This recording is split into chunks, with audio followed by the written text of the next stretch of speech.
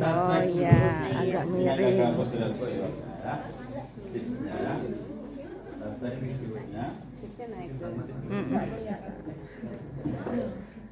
Sini kelihatan.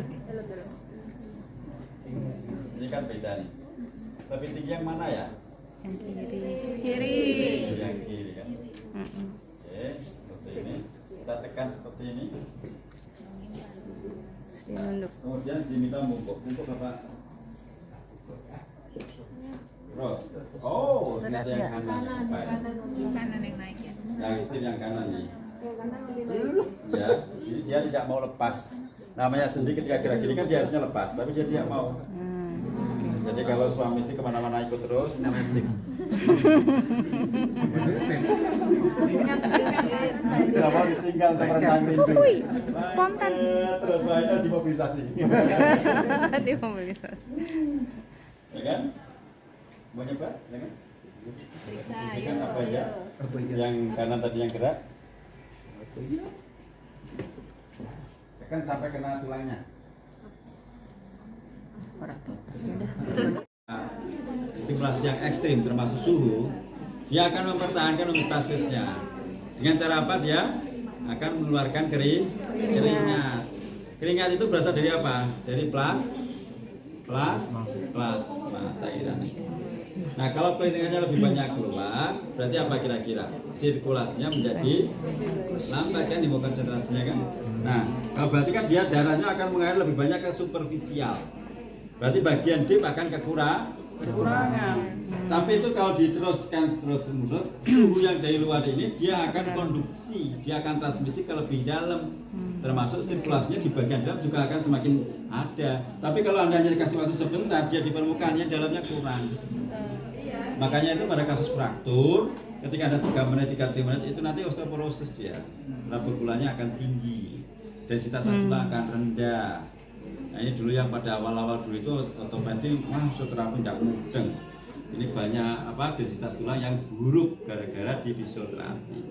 Inilah fisioterapi kalau bekerja tanpa pemahaman pengetahuan yang cukup, justru itu menimbulkan masalah buat pasien. Ya, sama lah ya kalau pada kasus stroke itu di awal-awal pada golden period itu kan dibutuhkan sirkulasi di otak. Kalau fisioterapi datang melatih lengan, kemudian suruh duduk dan sebagainya, sirkulasi ke otaknya kurang, maka pasien bisa disabilitas, area penuh berat jadi lebih buruk. Ini ketika fisioterapis nggak paham. Makanya dokter neurolog ketika kondisi awal tuh nggak mau kerjasama dengan fisioterapi. Fisioterapi kita nggak pakai otak katanya. Iya, karena di awal itu sirkulasi harus banyak di otak. Tapi setelah dikatakan gimana Pak, bisa duduk, bisa bergerak, apa ini? Nggak sesuai kan? Nah inilah ya. Jadi kita harus berbasis pengetahuan. Makanya sering-sering ikuti diskusi-diskusi ilmiah dan sebagainya, saya kira itu bagus ya, sebagai pintu masuk kita bisa melakukan segala sesuatu sesuai dengan keilmuan yang ada. Gitu ya. Jadi, nah hasil riset tadi itu inframerah ternyata setelah 10 menit baru dia bisa mengkonduksikan pada jaringan yang lebih dalam. Maka tidak boleh digeser-geser gitu. Tapi kalau dia gangguan di permukaan ya tidak apa-apa. Tadi kan kaitan terutama pada kasus fraktur itu, misalnya fraktur femur. Kan dia itu kan dia harus lebih karena dia penetrasinya harus sampai ke bagian lebih dalam rangka apa? Untuk fasilitasi sirkulasi darah. Kalau dia sampai dalam, maka densitas tulang untuk terjadinya kalsifikasi sampai terjadi remodeling itu nanti potensial akan fasilitatif. Kalau tidak nanti saya defisit, ya. Itu kan proses penyambungan union sampai remodelingnya kan konsolidasi sampai remodelingnya potensial akan ada. Itu ya. Berapa menit itu? 8 menit. Oke. Lumayan.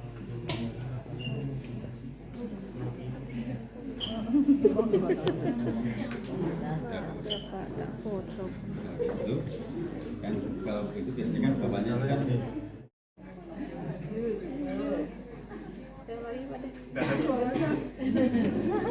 Pak Dek, angkat ya. Ya, mulai. Itu pas. Iya, sip. Iya, itu. Apa-apanya mana?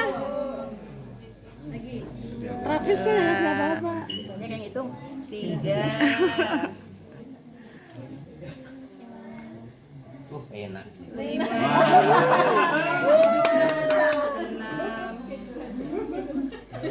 8,